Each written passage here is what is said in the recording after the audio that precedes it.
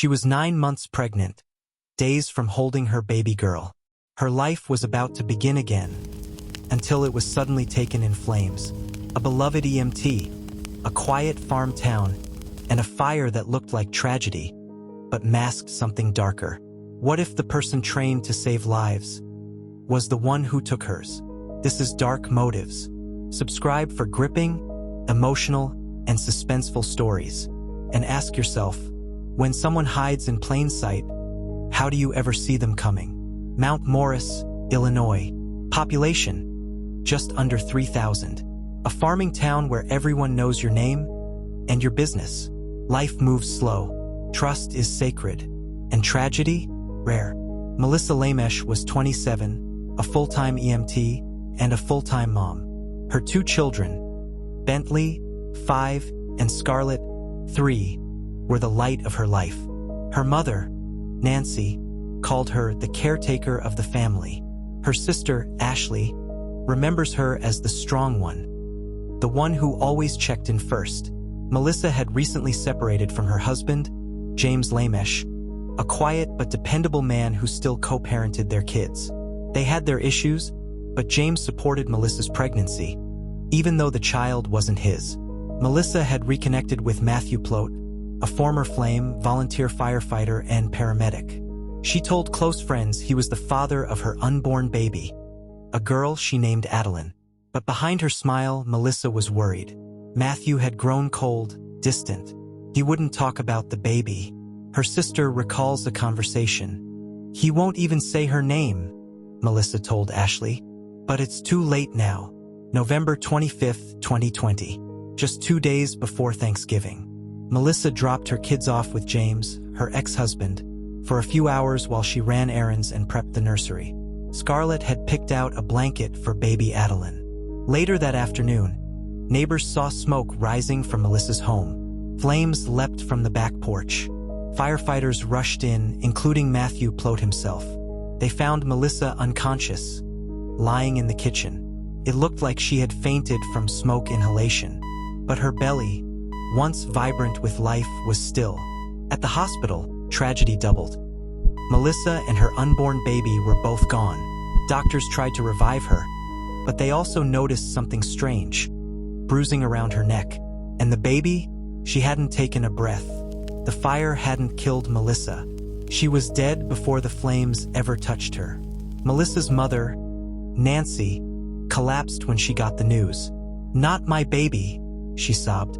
She was about to be a mother all over again. I was about to be a grandmother again. Her sister Ashley was haunted by their last phone call. Just 20 minutes before the fire, Melissa had called her, whispering, anxious, "Let me handle this. I'll call you right back." She never did. Investigators dug into Melissa's final days. They interviewed family, reviewed texts, and combed through security footage. Matthew Plote quickly became a person of interest. His car was seen near Melissa's home. Cell towers pinged his phone to the area minutes before the fire. Melissa had confided in friends that she feared Matthew didn't want the baby and might want to distance himself for good. One message read, "He's acting strange. I don't know what he's capable of anymore." Then came a chilling detail.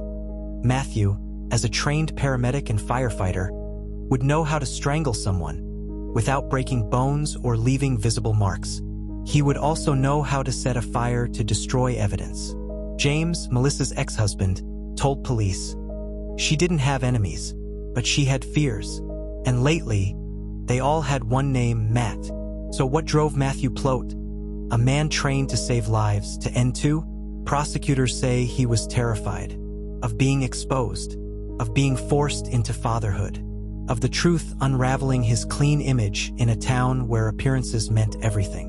Melissa wasn't pressuring him, but she wasn't hiding anymore either. She had told her family he was the father, and the baby was due any day. He made his choice. He came to her home that day, during the short window she was alone. He killed her silently, quickly. Then he lit the fire, drove away, went back to his farm, and when the sirens rang out, he returned, pretending to help put out the blaze he started. In 2022, After nearly 2 years of grief and unanswered questions, Matthew Plote was arrested, charged with first-degree murder, intentional homicide of an unborn child, arson, concealment of a homicidal death. Matthew was sentenced in June 2024 to life in prison with no possibility of parole. But even justice can't bring peace. Mount Morris has never been the same. A town once so trusting, now haunted by the fire that revealed a hidden evil. James, Melissa's ex-husband, now raises Bentley and Scarlett alone. They ask for her, he says. I don't know how to explain to them why she's not coming back. Nancy, Melissa's mother, keeps Adeline's blanket in a box. She never got to hold her. Neither of them did. Melissa's name is now part of legislation supporting stronger protection for pregnant women and domestic abuse survivors. Her family fights so others don't suffer the same silence. She was the one who saved others, but no one saved her. What would you have done if you were her friend, her neighbor, her family? Tell us in the comments. Could this tragedy have been prevented? Do you believe signs were ignored? Subscribe to Dark Motives for gripping, emotional true crime stories where every motive leaves a scar.